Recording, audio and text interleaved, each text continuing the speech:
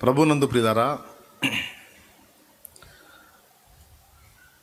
భక్తుడైనటువంటి దావీదు దీర్ఘదర్శి, ప్రవక్త, యుద్ధవీరుడు, కీర్తనాకారుడు, మంచి మ్యూజిషియన్, తంతుల సితారాతో వాద్యమును వాయించి పాడగలిగిన వాడు, మంచి కాపరి, అన్ని కొలతలలో అద్భుతమైనటువంటి వ్యక్తిగా దావీదు మనకు కనబడతాడు. దేవుని చిత్తానుసారమైన మనస్సు గలవాడు అనే గుర్తింపు కూడా దావీదు పొందాడు. ఇలాంటి దావీదు జీవితంలో దేవునికి అభ్యంతరముగా నడిచిన ఒక ఘట్టం ఉన్నది. ఆ టైంలో దేవుని యొక్క కోపము దావీదు మీదకి వచ్చింది. దేవుని తీర్పు దావీదు మీదకి వచ్చింది. ఎందుకు వచ్చిందంటే, ఒకని భార్యను మోహించి ఆమెను చేపట్టడమే గాక ఆమె నిమిత్తమై ఆమె భర్తను హత్య చేయించినటువంటి పాపము దావీదు నుండి జరుగుతుంది. ఈ పొరపాటు దావీదు నుండి జరిగినందున దేవుని తీర్పు మరి తన భక్తునికి బయటవాడికి వేరువేరుగా ఉండదు. దేవుడు పక్షపాతము లేనివాడు, ఎవరికైనా ఒకటే జడ్జిమెంట్. ఇంకా వెల్లపట్టి వారి కంటే భక్తుల మీద ఆయన ఎక్కువగా కోపగించుకుంటాడు. ఎందుకంటే మనం కూడా బయట వాళ్ళు పిల్లలు తేడా పడుతున్నా అంతగా పట్టించుకోం, కానీ సొంత పిల్లలు తేడా పడుతుంటే వాళ్ళని ఖచ్చితంగా గద్దిస్తాం, కొడతాం, శిక్షిస్తాం. మన బాధ్యత అది. అలాగ భక్తిపరులైన వాళ్ళని, దేవుని ప్రేమించి ఆయన్ని హత్తుకునే వాళ్ళని అవసరమైతే గద్దిస్తాడు, శిక్షకు అప్పగిస్తాడు, దెబ్బ కొడతాడు, లైన్లో తెచ్చుకుంటాడు. ఎందుకంటే వాళ్ళు ఆయనకు అప్పగించుకున్నారు. ఆయన కూడా మనందరినీ తన కుమారులుగా, కుమార్తెలుగా విశ్వాసమును బట్టి స్వీకరించాడు, మన విశ్వాసాన్ని బట్టి. కాబట్టి భక్తులను అవసరమైతే ఒక దెబ్బ ఎక్కువ కొట్టే అవకాశం ఉంది, కానీ వెలపటి వారిని ఆయన చాలా వరకు చూచి చూడనట్టుగానే వదిలిపెట్టినట్టు మనకు లేఖనాల్లో కనపడుద్ది. దావీదు నుండి ఈ తప్పిదం జరిగినందున దావీదును ఎంతో ఇష్టపడతాడు దేవుడు. కొన్నిసార్లు దేవుడు ఆయన ఘనకార్యాలను ఆలోచించుకొని మన స్థాయిని ఆలోచించుకుంటే అసలు ఆయన ఎక్కడ, మనం ఎక్కడ, అసలు అంతు దొరకదు. అసలు మన గురించి ఆలోచించేంత అంటే అసలు మనం ఊహించలేము. అది ఆయన ఎక్కడ, అసలు మనం ఎక్కడ. ఆయన మేధాశక్తి, ఆయన జ్ఞానం, ఆయన బలం, ఆయన పనితనం, ఆయన జ్ఞానం. నిన్న మేము మాట్లాడుకుంటూ వస్తూ ఉన్నాము. చిన్న చిన్న చేపలు, పెద్ద పెద్ద చేపలు, సముద్రంలో విస్తారమైన చేపలు ఉంటాయి. చిన్న అల్పప్రాణైన చేప విషయంలో కూడా ఆయన డిజైన్, దాని ఆహార విషయంలో, దాని శరీర నిర్మాణ విషయంలో, దాని నుండి మళ్ళీ అలాంటి జీవులు ఉత్పత్తి అయ్యే విషయంలో ఆయన తీసుకున్నటువంటి శ్రద్ధ, అంత చిన్న జీవిలో కూడా ఆయన ప్రదర్శించిన నైపుణ్యం. చేపంత చిన్నది లేదు, చేపంత పెద్దది లేదంటారు లోకంలో ఒక సామెత. కోట్ల కొలదిగా ఉండేటువంటి, ఇన్ని కోట్లని చెప్పలేం మనం, సంఖ్య తెలియదు, లెక్కలేనన్ని అని చెప్పొచ్చు చేపలను సముద్రంలో. అంత పెద్ద చేపల గుంపును సృష్టించాడు ఆయన. వాటికి డైలీ ఆహారం పెడుతున్నాడు. చేప జాతి తీసుకుంటే, పక్షి జాతి తీసుకుంటే, జంతు జాతి తీసుకుంటే, మానవ జాతి తీసుకుంటే, చెట్లు వృక్ష జాతిని తీసుకుంటే, మట్టిలో రకాలు ఉంటుంది. అమ్మో, ఈ విశాల సృష్టిని సృష్టించిన సృష్టికర్త ఆయన జ్ఞానం, ఆయన పనితనం, చాలా చిన్నదాని విషయంలో కూడా ఆయన తీసుకునే కేర్, శ్రద్ధ అర్థం కాడు అసలు మనకు ఆయన. అలాంటి గొప్ప దేవుని మనసులో ఒక చిన్న మానవుడికి స్థానం, అది కూడా ఎంతో ఇష్టమయ్యేటువంటి స్థానం, ఎంతో ధన్యకరమైన ప్లేస్ అంటే అంతకంటే అదృష్టం ఇంకా ఉండదని నేను అనుకుంటున్నాను. హల్లెలూయా. అంత గొప్ప దేవుడు దావీదును అన్నాడు, దావీదు నాకు చాలా ఇష్టమైనోడు, నా చిత్తానుసారమైన మనస్సు గలవాడు. నేను ఎలా ఆలోచిస్తానో తను అలానే ఆలోచిస్తాడు, నేను ఏది చేయాలనుకుంటానో తను అది చేసేస్తాడు. నిజంగా దావీదు స్పెషల్ అన్నట్టుగా దేవుడు మాట్లాడతాడు. అలాంటి దావీదు తేడా పడితే దావీదును కూడా వదిలిపెట్టలా, దేవుడు శిక్ష విధించాడు. ఆ తీర్పు దావీదు మీదకి వచ్చింది. అయితే దావీదు తన తప్పుల్ని కప్పిపుచ్చుకోలేదు, దాన్ని ఏదో మసిపూసి మారేడుకాయ చేయడానికి ప్రయత్నం చేయలేదు. యథార్థంగా తన తప్పిదాన్ని దేవుని సన్నిధిలో ఒప్పుకున్నాడు, పశ్చాత్తాప్తుడైనాడు. దేవుడు తనకు శిక్ష విధించడం 100% న్యాయమే అని గ్రహించాడు. దేవుడు నాకు అన్యాయముగా శిక్ష విధించాడు, నాకు అన్యాయం చేశాడని దావీదనలా. దావీదేమన్నాడో తెలుసా? నువ్వు తీర్చే తీర్పు న్యాయం, తీర్పు తీర్చినప్పుడు నీవు నిర్మలుడుగా అగపడతావు తండ్రి, దోషం లేదు నాయన, నీ తీర్పు న్యాయమే అన్నాడు. ఆ తీర్పు పొందడానికి కూడా నేను అర్హుడినే తండ్రి, ఎందుకంటే నేను బుద్ధిహీనమైన పని చేశాను. నేను పొందుతున్న శ్రమ, పొందాల్సిన శ్రమ, పొందే శ్రమ న్యాయమే. నువ్వు నాకేమి అన్యాయం చేయలేదు, చెయ్యవు కూడా. ఇది దావీదు నిశ్చయత. బాగుంది. సరే, ఇక ఆయన పనిష్మెంట్ స్టార్ట్ అయింది దావీదు జీవితంలో. కథ అంతా రివర్స్ అయిపోయింది, అంత తారుమారు అయిపోయింది. తనకు సహకారులుగా ఉన్న వాళ్ళు శత్రువులుగా మారిపోయారు. తన సొంత కన్న కొడుకు అబ్షాలోము తండ్రి మీద తిరుగుబాటు చేశాడు. ఘోరమైన హేయక్రియలు అబ్షాలోము చేశాడు. దావీదునే అబ్షాలోము తరమటం మొదలుపెట్టాడు. తానే రాజుగా ప్రకటించేసుకున్నాడు. దావీదు పక్షపు వాళ్ళు కొంతమంది అబ్షాలోము పక్షం వహించారు. అప్పటిదాకా దావీదు చేతి కింద ఉండి దావీదుకు సహకారులుగా ఉన్నటువంటి వాళ్ళు శత్రువులుగా మారిపోయారు. శత్రు శిబిరంలో చేరిపోయారు. శత్రు శిబిరం ఎవరో కాదు, కన్న కొడుకు, తనతో కూడా ఉన్నవాళ్లే. ఒకడు తాను రాజుగా ప్రచురించుకుంటే, ప్రజలు దాన్ని ఆమోదిస్తే, రాజుపక్షం ఉన్నవారు కొందరు అటు చేరితే ఇది రాజుకు డేంజర్. రాజుగా ప్రకటించుకున్నవాడు అంతకు ముందున్న రాజును చంపేస్తాడు.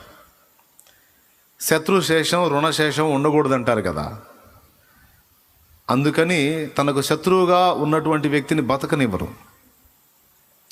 అందుకే సొలొమోను రాజు అవగానే అదోనియా పోయి బలిపీఠపు కొమ్ములు పట్టుకుంటాడు. ఫస్ట్ అదోనియా రాజుగా ప్రకటించుకున్నప్పుడు దావీదు దగ్గరికి బత్షెబా వెళుతుంది. నిశ్చయముగా నా వెనుక నా తరువాత నీ కుమారుడైన సొలొమోనే రాజు అవుతాడని నీవు మాట ఇచ్చావు కదా. ఇప్పుడు అదోనియా తను రాజు అని ప్రకటించుకుంటున్నాడు, నీ పక్షపోరు కొందరు అటు చేరారు అని ఆమె అడిగినప్పుడు అక్కడ కూడా మనకు అర్థమైద్ది. ఆమె ఏం చెప్పిద్దంటే, అదోనియా అందరినీ పిలిచాడు కానీ బాలుడైన సమూయేలుని సొలొమోను పిలవలేదు అని టెన్షన్ పడిద్దామా.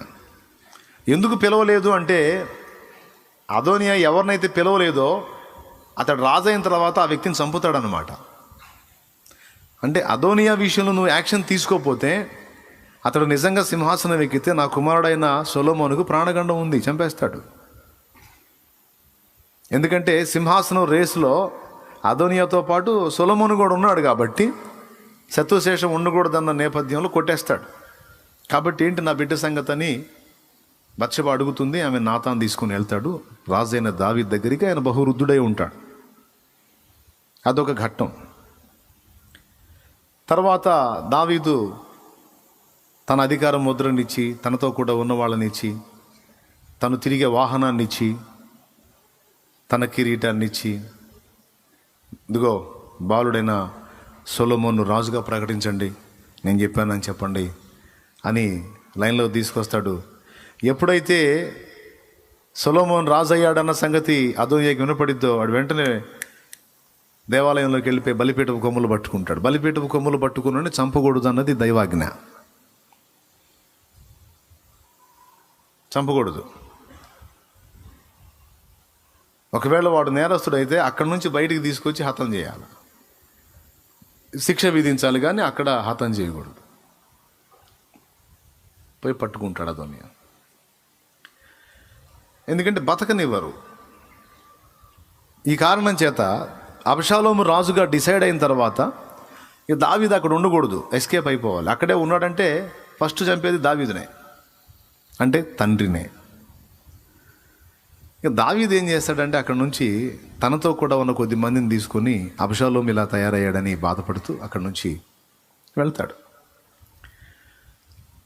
వెళ్ళిన తర్వాత దావీదుతో అప్పటిదాకా ఉండి దావీదుకు సలహాదారులుగా ఉన్నటువంటి వ్యక్తులు అబ్షాలోము పక్షం చేరతారు కొంతమంది. అలా చేరిన వాళ్ళలో ఇద్దరు వ్యక్తులు మనకు కనపడతారు. ఒకడు హూషై, మరొకడు అహీతోపెలు. ఈ హూషై అనేవాడు మంచి మనస్సాక్షి కలిగినోడు, కాస్త దైవ భయం కలిగినోడు. కానీ ఈ అహీతోపెలు అనేవాడు సరైన వ్యక్తి కాదు. అతని ఆలోచన కొంచెం ప్రమాదకరంగా ఉంటుంది. అబ్షాలోము దగ్గర అహీతోపెలు చేరాడు అన్న సంగతి తెలుసుకొని దావీదు దేవునికి ప్రార్థన చేస్తాడు. దేవా, చిన్నవాడైన అబ్షాలోము దగ్గరికి అహీతోపెలు చేరాడంట. ఈ అహీతోపెలు గడి ఆలోచనలు చాలా డేంజర్గా ఉంటాయి, కొంచెం వైలెంట్గా ఉంటాయి. నేనైతే నాకు వివేచనను అనుగ్రహించావు కనుక ఎలాంటి వాళ్ళని కూడా బ్యాలెన్స్ చేసుకోగలిగాను, కంట్రోల్ చేసుకోగలిగాను. వాడు చిన్నోడు, నా బిడ్డకి ఎలాంటి ఆలోచనలు చెప్తాడో వాడి ఆలోచనలు నెరవేరకుండా నీవు చెడగొట్టయ్యా అని ప్రార్థన చేస్తాడు. ఆ ప్రార్థన ఎక్కడుందో తీస్తారా? 3 అంకెలు లెక్క పెడతా. 1 15 అబ్బాష్ చదువు. 2 సమూయేలు 15:31 చదువు. దావీదు ప్రార్థన ఉంటుంది అక్కడ. అంతలో ఒకడు వచ్చి అబ్షాలోము చేసిన కుట్రలో అహీతోపెలు చేరి ఉన్నాడని దావీదునకు తెలియజేయగా దావీదు, యెహోవా అహీతోపెలు యొక్క ఆలోచనను చెడగొట్టమని ప్రార్థన చేసి, దేవునికి స్తోత్రం కలుగును గాక. ఈ పాయింట్ నాకు భలే నచ్చిద్దండి, ఈ ఒక్క మాట. దీంతో పాటు మరికొన్ని సంగతులు కూడా చెప్తాను, మంచి విషయాలు నేర్చుకోవచ్చు ఈరోజు. వినండి. వాస్తవంగా దావీదు అప్పుడు దీవెనలో ఉన్నాడా, శాపంలో ఉన్నాడా? పెద్దగా చెప్పాలి. దేవుని యొక్క కోపంలో ఉన్నాడు, దేవుని తీర్పులో ఉన్నాడు, జడ్జిమెంట్లో ఉన్నాడు, పనిష్మెంట్లో ఉన్నాడు, శిక్షా విధిలో ఉన్నాడు. అవునా కాదా? పొరపాటు పడ్డాడు, తప్పులు చేశాడు. చేయటమే కాకుండా వాటిని అనుభవించేటువంటి మెట్లో కూడా ఉన్నాడు. ఆ దశలో అతని ప్రార్థన దేవుడు వింటాడా, త్రోసేస్తాడా? మన అంచనా ప్రకారం ఆలోచించుకుంటే దేవుడు వినడు అనుకుంటాం మనం. నువ్వేం మంచి పిల్లవాడివా, నువ్వేం సామాన్య పని చేసావా, సామాన్యమైన పని చేసావా? నువ్వు ఒక నిరపరాధి రక్తమును చిందించావు, ఒక నమ్మకస్తుడి ప్రాణాన్ని నువ్వు తీసావు,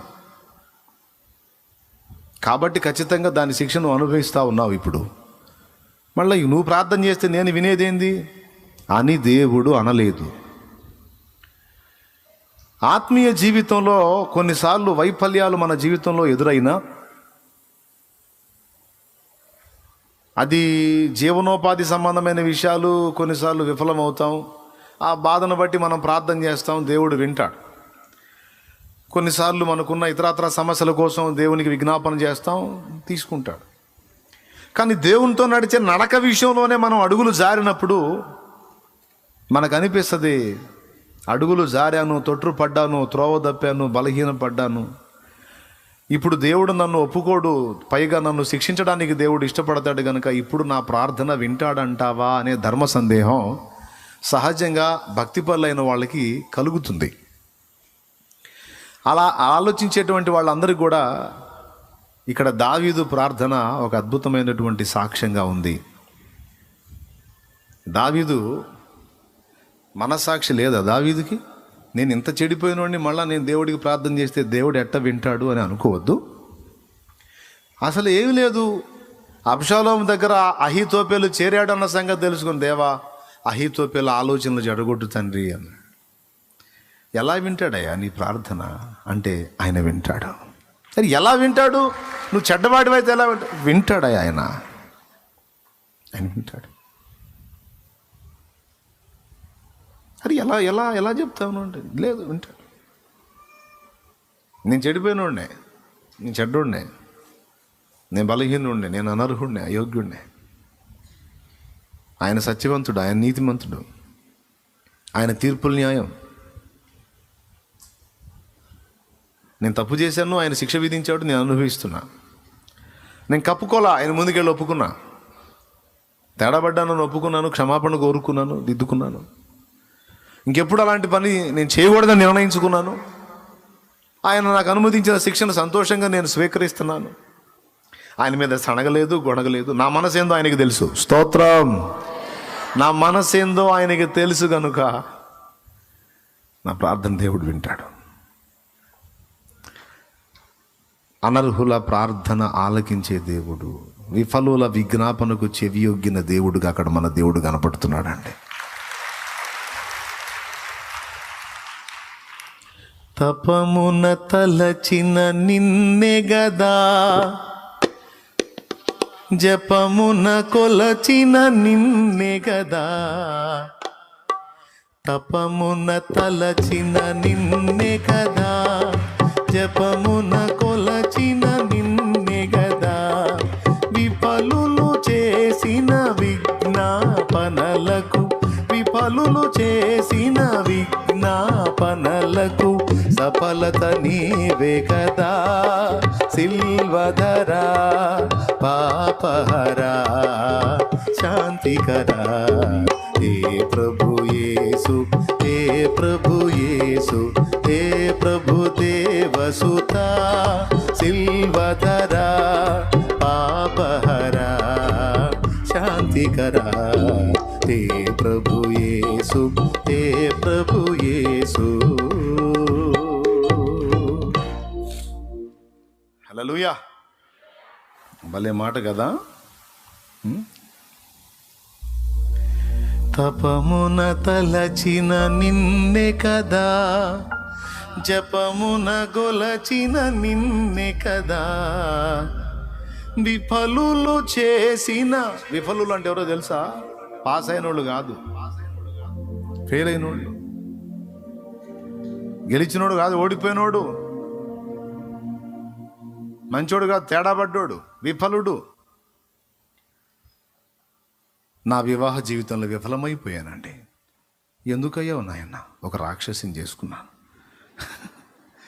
దేవత అనుకుని రాక్షసిని చేసుకున్నాను. నేను విఫలమైపోయాను. నా లైఫ్లో, నా మ్యారీడ్ లైఫ్లో నేను విఫలమైపోయాను అన్నయ్య. ఎందుకు తల్లి? ఒక రాక్షసుడిని చేసుకున్నాను అన్నయ్య.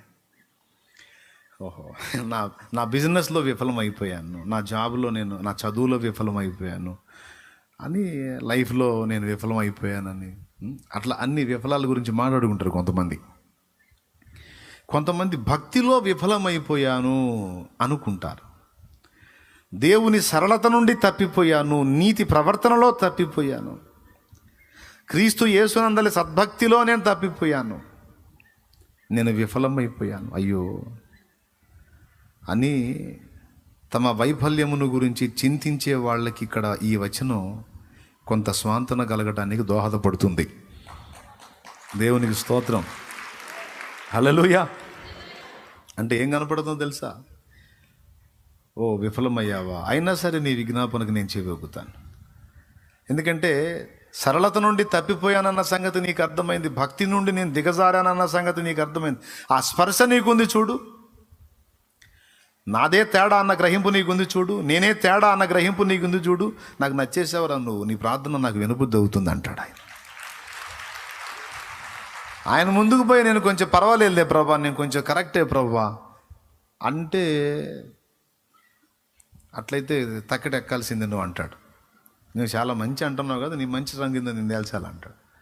ఆయన ముందుకు పోయినప్పుడు మర్యాదగా సుంకర మెట్టులోకి వెళ్ళిపోవాలి. సుంకపు మెట్టు కాదు, సుంకర మెట్టులోకి, అంటే సుంకర అనుభవంలోకి వెళ్ళిపోవాలి. దేవా, నేను నీ వైపు చూడటానికి కూడా తగిన వాడిని, ఆకాశం వైపు కనులెత్తడానికి కూడా భయపడుతున్నానయ్యా. రొమ్ము కొట్టుకొనొచ్చు దేవా, నేను పాపి. మీరు గమనించాలి, ఒకవేళ నువ్వు పర్సనల్గా ఉన్నప్పుడు ధన్మన్ యేసయ్య ప్రత్యక్షమైతే నువ్వు పరిగెత్తుతావు అంతే, ఆ మధ్యలో లేకుండా. అందుకే నువ్వు పరిగెత్తటం ఇష్టం లేకనే ఆయన కనబడట్లా నీకు. ఆయన నీ గదిలో ప్రత్యక్షమై నీతో మాట్లాడాలని నీకు ఆశ ఉంటుంది కదా. ఇన్ని ఆశలు తీర్చినోడు ఒక్కసారి కనపడితే పోను. ఎందుకు కనపడ్డావు తెలుసు? ఆయన కనపడితే నువ్వు కనపడవు. ఇక ఆ గదిలో కనపడవు, నువ్వు పరారు. ఎందుకో తెలుసా? ఆ నీతిమంతుని ముఖకాంతి ఎప్పుడైతే నీ మీద ప్రసరించిద్దో, నా మీద ప్రసరించిద్దో, మన గుండెలో భయం స్టార్ట్ అయింది. దేని గురించి తెలుసా? పాపమును గూర్చిన భయం స్టార్ట్ అయింది, అపరాధములను గూర్చిన భయం స్టార్ట్ అయింది. దహించు అగ్ని. ఆ నీతిమంతుడు, ఆ తేజోమయుడు, పరిశుద్ధుడు, పరిపూర్ణుడు, అమ్మో ఆ సంపూర్ణుడు, ఆయన మన ముందు నిలిచినప్పుడు నువ్వు అచేతనంగా అంటావు, దేవా పాపిని ప్రభువా, పాపినయ్యా, అమ్మో పరిశుద్ధుడా, నీతిమంతుడా, నా ముందు వచ్చావా, నా ఎదుట నిలిచావా, అమ్మో నేను తాళలేను ప్రభు, నేను చాలను ప్రభు. నిజం. మనం ఏదో ఊహించుకుంటా పరిగెత్తుకుంటూ పోయి ఏసైని కౌగిలించుకోవచ్చు, ఆయన సంకలో ఎక్కొచ్చు అని. ఏంది ఎక్కేది? బోర్ల పడ్డాడు, కదిలితే పోయి కౌగిలించుకుని ఆయన పోయి బోర్ల పడ్డాడు. ఆయన కనపడగానే బోర్ల పడ్డాడు. అది ఆయన తేజో ప్రకాశం, ఆయన ముఖ దర్శనం. ఒకటే డైలాగ్, దేవా పాపిని ప్రభు. పెద్దోళ్ళు ఇవంతా అంచనా వేసుకున్నారు, అసలు ఆయన ఎక్కడా, నేనెక్కడా అని. రాత్రి విసన్నపేట తల్లి లైవ్లో వచ్చిందో లేదో ఈరోజు, మరి కమ్మని పాట ఒకటి చివరిలో పాడింది. ఉందా? ఉంటే చెయ్యొత్తుద్ది. అద్దుగదిగా చెయ్యి ఊపుతుంది చూడండి, అది ఈ చివరి లైన్లో కింద ఉంది, అది చెయ్యి ఊపుతుంది. స్థానము గోరితివా, స్థానము. ఆ తల్లి రాత్రి మాట్లాడాను, అందులో చెప్పింది పాట ఒకటి, ఓ తల్లి ఎవరో తల్లి పాడిందయ్యా అని. స్థానము గోరితివా, స్థానము గోరితివని. ఆకాశము నీ సింహాసనము, ఈ భూతలము నీ పాదపీఠంగా చేసుకున్నావు.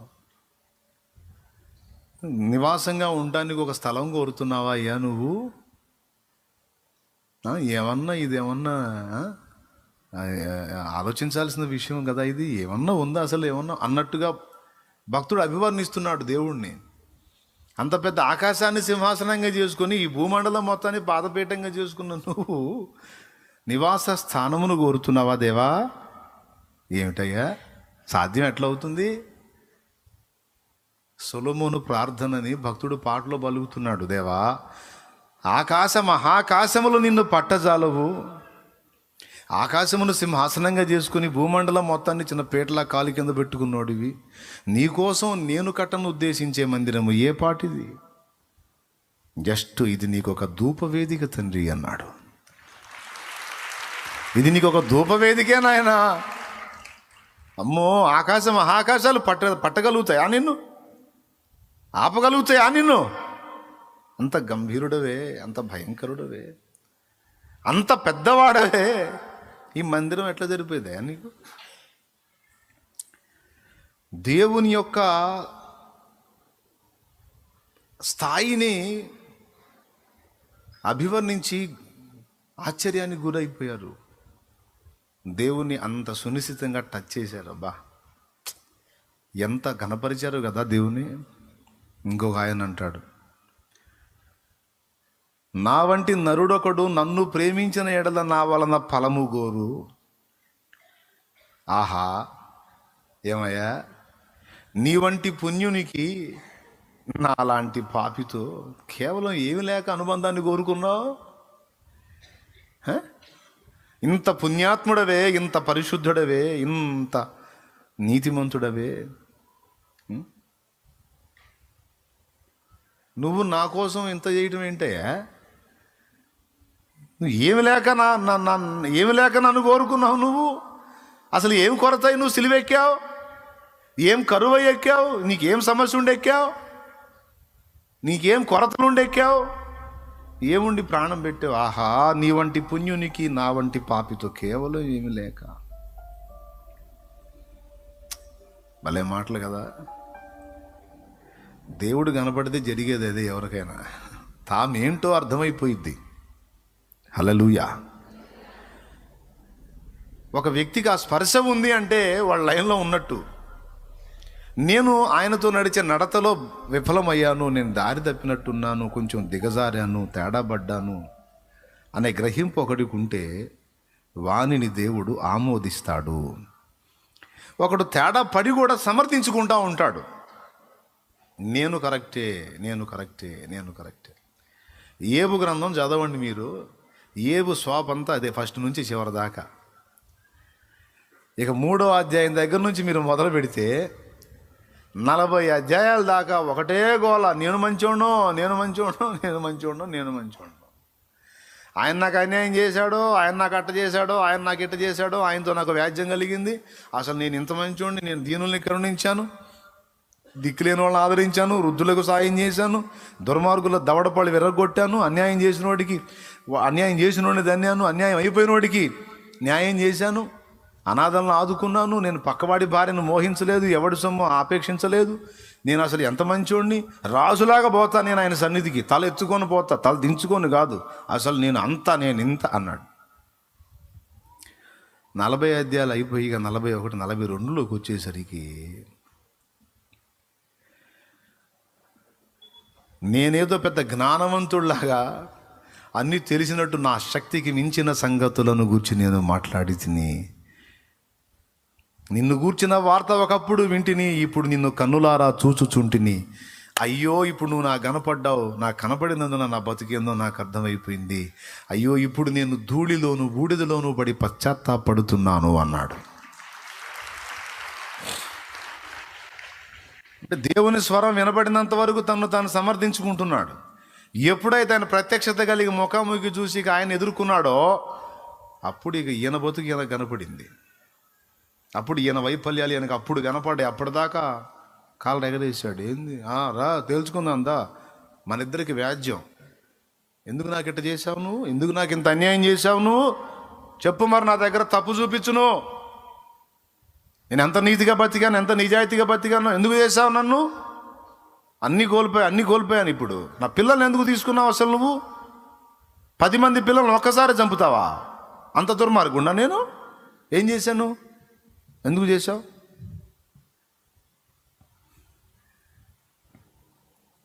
మళ్ళీ వాళ్ళతో వీళ్ళతో మాట్లాడదలుచుకోలే, దేవుడితోనే. భార్య వచ్చి బయట వాళ్ళ ముందు తిట్టమంటది, నేనేం తిడతాను, మూర్ఖురాలా, ఏదైనా ఉంటే ఆయన నేను తగాదాడుకుంటాం. నా భర్త నేను భార్య, నీతిగల్ల భార్య ఏమంటుందండి, మీ ఆయన గురించి బయటకు వచ్చి నలుగురికి చెప్పమంటే నీకు సిగ్గులేదా, భలే దిక్కుమాలిన సలహా చెప్తున్నావు, సిగ్గులేదా? ఏదన్నా ఉంటే ఆయన నేను అవసరమైతే తలుపేసుకుంటాం, కొడితే నన్ను దంతాడు, నాకు కూడా ఏదన్నా బలం ఉంటే నేను కూడా ఏదో పైన పడి ఆ చొక్కా ఏదో దించేస్తాను, ఏదో నా ప్రతీకార చర్యగా. ఏదో ఆయన నన్ను కొడతాడు, నేను ఆయన తిడతాను, ఏదో మొత్తం మేము గదిలో తేల్చుకుంటాం, నీకెందుకు? వచ్చి మీ నాన్న మీద నలుగురికి చెప్పాను అంటే నువ్వేమంటావు, ఎవడరా నువ్వు నాకు దిక్కుమాలిన సలహా చెప్తున్నావు. ఆయన మా నాన్న, నేను ఆయన బిడ్డని, ఏదన్నా ఉంటే మేము ఇంట్లో తేల్చుకోండి, నువ్వే ఎవడురా అట్లా స్పందించాడు ఏబు.